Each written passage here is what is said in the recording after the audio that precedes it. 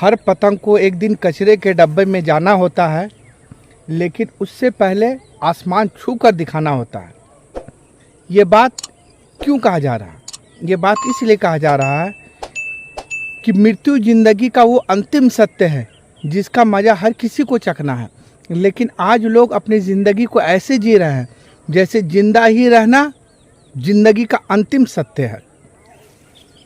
ये बात इसलिए उठाई जा रही है कि झारखंड में एक बात चली है कि झारखंडी की हो क्या पहचान, 1932 का हो खतियान।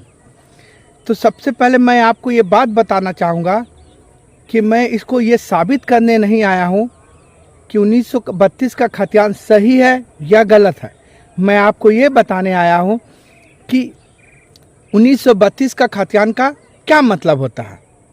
1932 का खतियान का मतलब होता है 1932 में वो अमीर इंसान जिनके पास इतनी पैसे थी कि वो अपने पैसों से अपना घर ज़मीन खरीद सके, वो अमीर आदमी 1932 का खतियान का हकदार है। लेकिन आज भी ऐसे कई लोग हैं जिनके पास 1932 में इतने पैसे नहीं थे कि अपना घर मकान और ज़मीन खरीद सके। इवन 2024 में भी कई लोग ऐसे हैं जिनके पास ना ही तो रहने के लिए घर है, ना ही तो खाने के लिए 2 वक्त की रोटी। तो मैं ये जानना चाहूँगा कि जिनके पास ना तो रहने के लिए घर है, ना ही तो खाने के लिए 2 वक्त की रोटी, वो भारत के किस राज्य का मूल निवासी होंगे? ये बात कौन पूछेगा? एक इंसान होने का क्या मतलब है? एक इंसान होने का मतलब है हम अपने बातों को रख सकते हैं, सवाल को पूछ सकते हैं, जो बात हमारे तर्क बुद्धि में खरा ना उतरे हम उसे एक्सेप्ट भी कर सकते हैं और उसे रिजेक्ट भी कर सकते हैं। ये एक विशिष्ट खूबी जो है हमें इंसान और जानवर से अलग करती है। जब भारत का संविधान हमें अधिकार देता है कि अमीर हो या गरीब, गोरा हो या काला, छोटा हो या बड़ा, लेडीज हो या जेंट्स, करोड़पति हो या खाकपति, 1932 का खतियानी हो या जिसके पास घर नहीं हो, सब लोगों का वोट का अधिकार एक। तो 1932 मूल निवासी का अधिकार अलग क्यों और जिसके पास अपना घर नहीं है उसका अलग क्यों? ये सवाल उठना चाहिए। इंसान होने का ये भी मतलब होता है कि ये हमारा अधिकार है और ये अधिकार हमारा संविधान देता है कि एक इंसान भारत के किसी भी राज्य में जा सकता है, खा सकता है, रह सकता है, बिजनेस कर सकता है और एक इंसान दूसरे इंसान की भावना को समझ सकता है, चाहे वो अमीर हो या गरीब।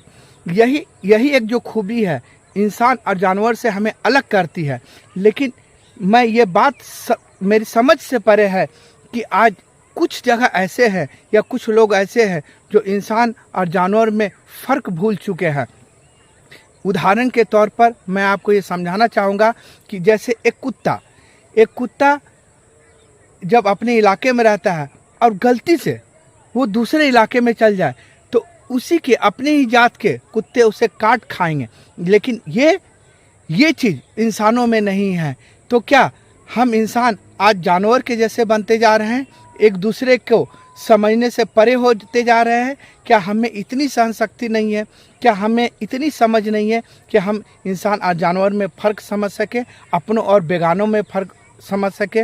ये वीडियो बनाने का उद्देश्य किसी को ठेस पहुंचाना नहीं है, बल्कि ये बताना है कि जितना अधिकार भारत में अमीरों का है उतना भी अधिकार गरीबों का है।